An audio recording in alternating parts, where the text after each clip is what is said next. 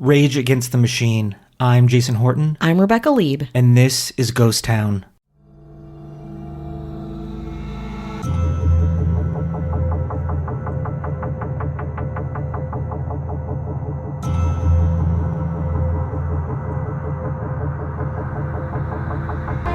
Somebody's got a gun. Has been shooting people up in the building. Okay, inside the building? Yeah, inside the building. Okay. And you need the cops for there now. Okay.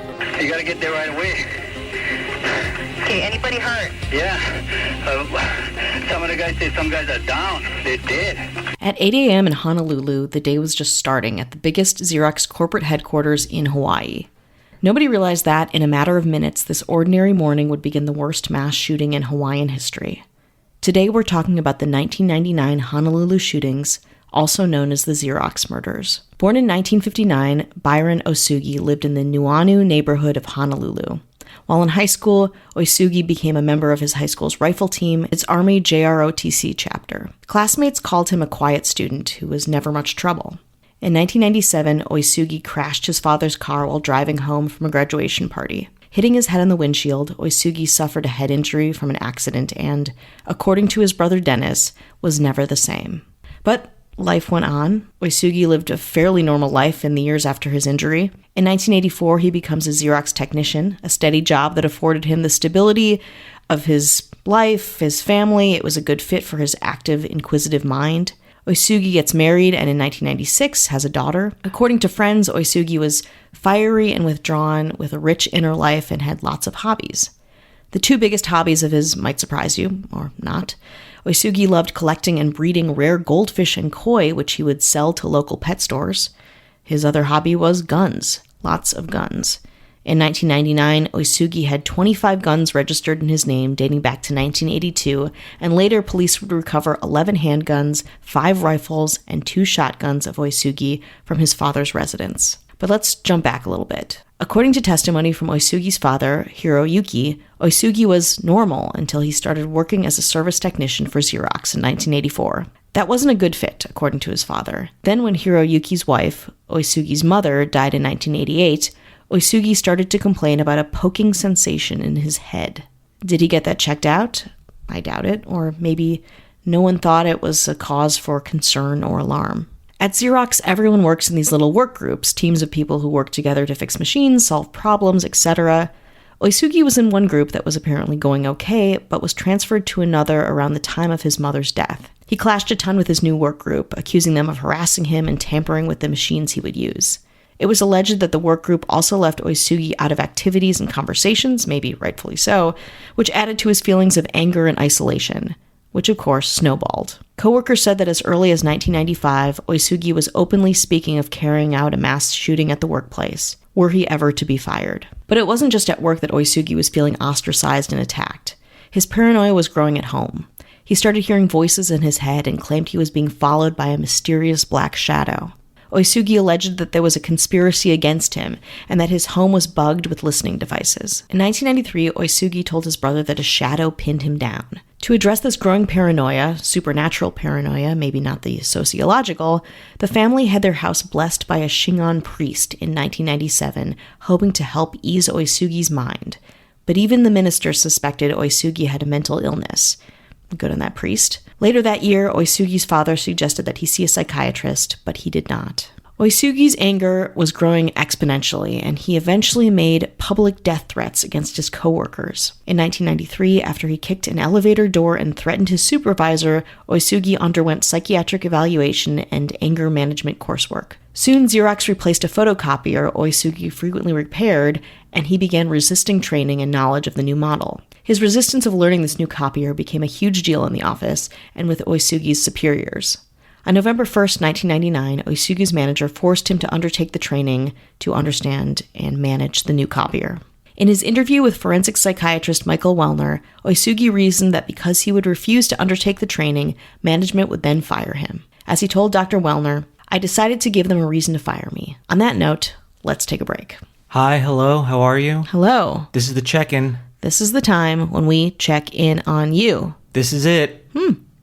How's it looking? Don't answer that. Don't answer that. Don't answer that. Say it to yourself silently. Yeah, very silently. Yes. That's right. We want to say hello to anyone who's listening, anyone who shares and supports the podcast, all of our patrons. Thank you very much. Thank you, thank you, thank you. And to our government. That's right. That's the machine we do not rage against. No. We exalt them and we respect them. And we're quiet around them when they're trying to sleep. Introducing the mayors. David Bull. Hello. Ashley Matson. Hello. Dara Rosenzweig. Hello. James Harrington. Hello. And the governor. The governor. Who could be corrupt but chooses not to. But we don't care. Chooses virtue. We would love take her. it. Yeah. Avian Noble. So if you want early access, bonus episodes, no chit chat. No. Patreon.com/GhostTownPod. That's right. That moves us right into Apple Podcast Review. Let's get right to it. If you left one, thank you. If you haven't and want to, please do. Mm-hmm. And if you do, you could write something like this. I like it. Could be better. 3 stars.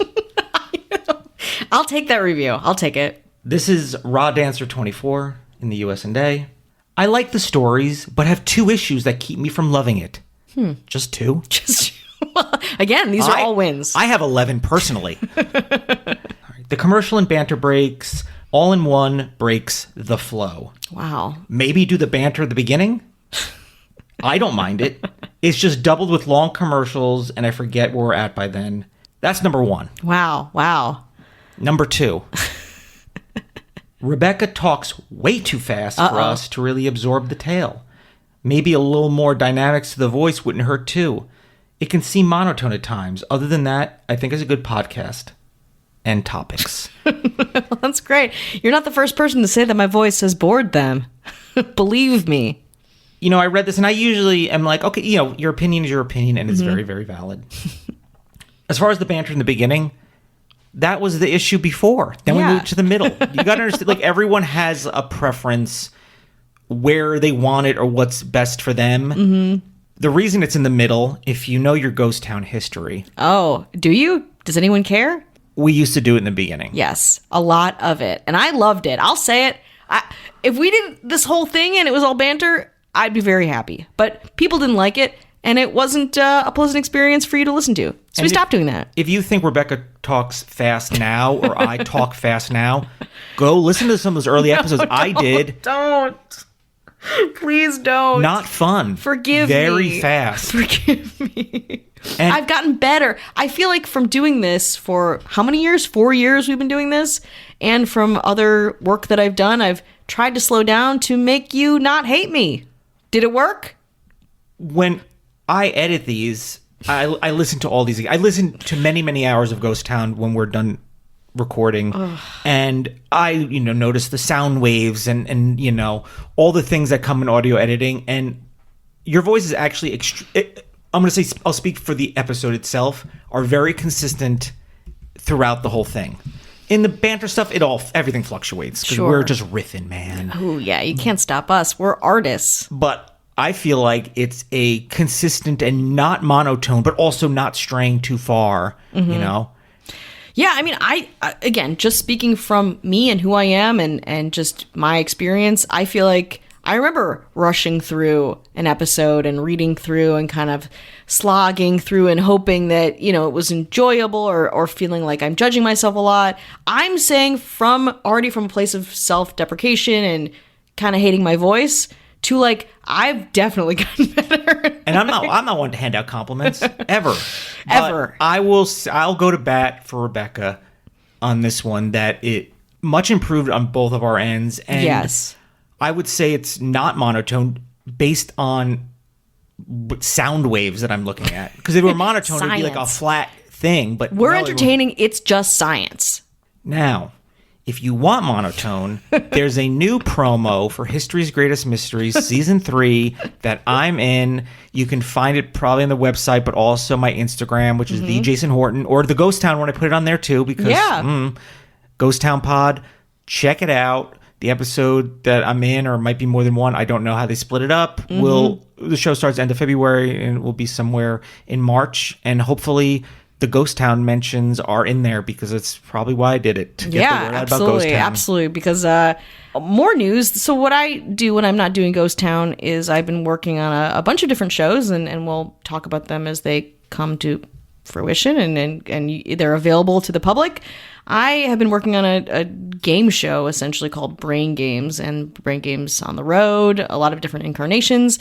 And the newest season will be on Nat Geo on February 25th. So end of February is a big end of the month for us. They should know that they don't need to listen to the past or watch the past 6-7 seasons. No, that's right. Here. That's right. You don't. It's a traveling game show. We made it during COVID. We made it in 2020. It was a lot of work, but if you want to know what I do outside of this podcast, it is essentially design and create and write games for this show, and a lot of the aesthetics too I had a part in. You may even hear my voice in some of them. It's very fast though, so you might listen. It's going to be very fast. You're not going to like it.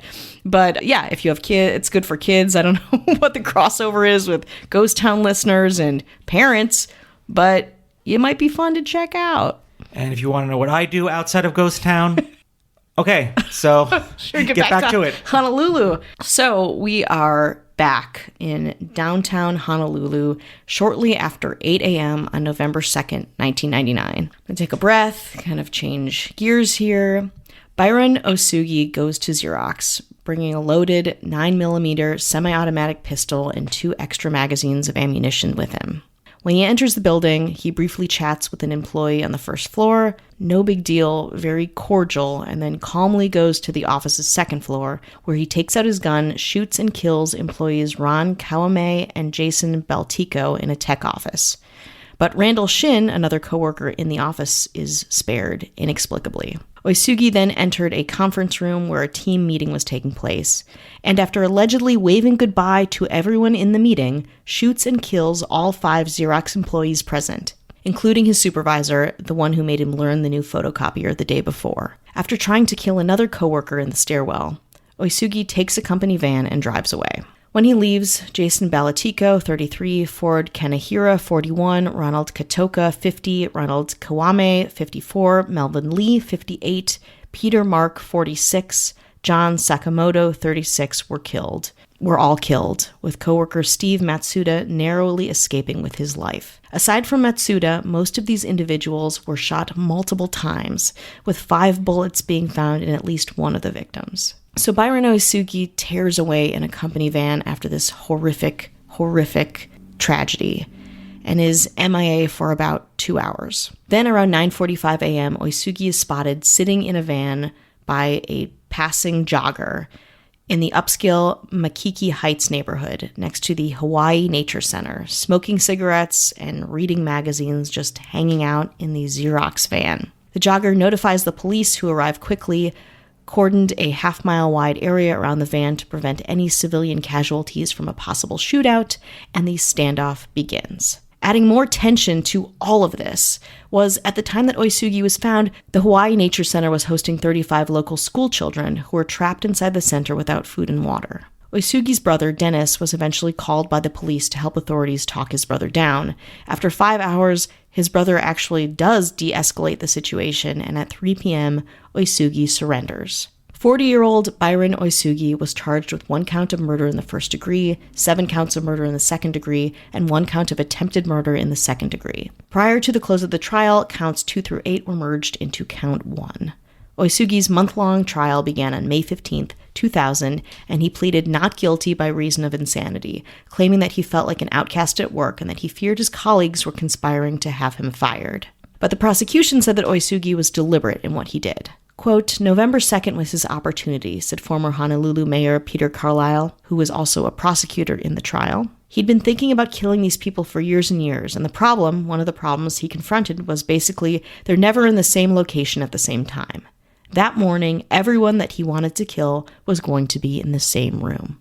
Dr. Park Dietz and Dr. Daryl Matthews testified for the defense that he was insane, citing delusions, paranoia, shadowy figures following him, even how he felt his coworkers were tampering with his prized koi fish. On June 13th, 2000, the jury rejected the insanity defense, finding Oisugi guilty on count 1 for the 7 murders and count 9 for the attempted murder, and sentenced him to life without the possibility of parole for count 1 and life with the possibility of parole for count 9, with the sentences to run consecutively. As a note, Hawaii does not have the death penalty.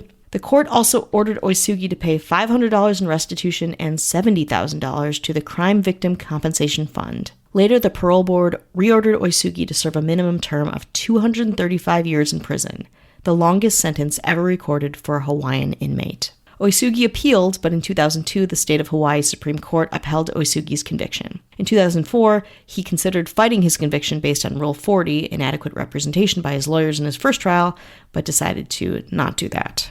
In 2005, Xerox and the hospital that examined Oisugi settled a civil lawsuit brought on by the families of the shooting victims, believing both parties failed to take preventative action based on clear signs of Oisugi's mental instability. As of October 10, 2017, Byron Oisugi is incarcerated at the Saguaro Correction Center in Arizona. The case made Hawaii pass a law that requires doctors to reveal information about the mental state of persons applying to buy guns.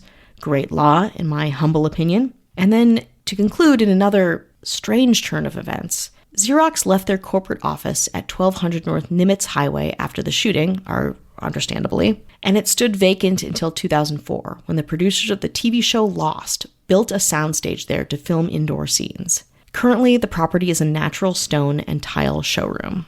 I imagine if you're someone like me with a morbid curiosity, you're going to want to find those lost episodes or find out what episodes they filmed there, what interiors they use it as a set in there. It's not to say that people have filmed in many, many places that things have happened, but this is a very specific thing for a very specific show. Mm-hmm.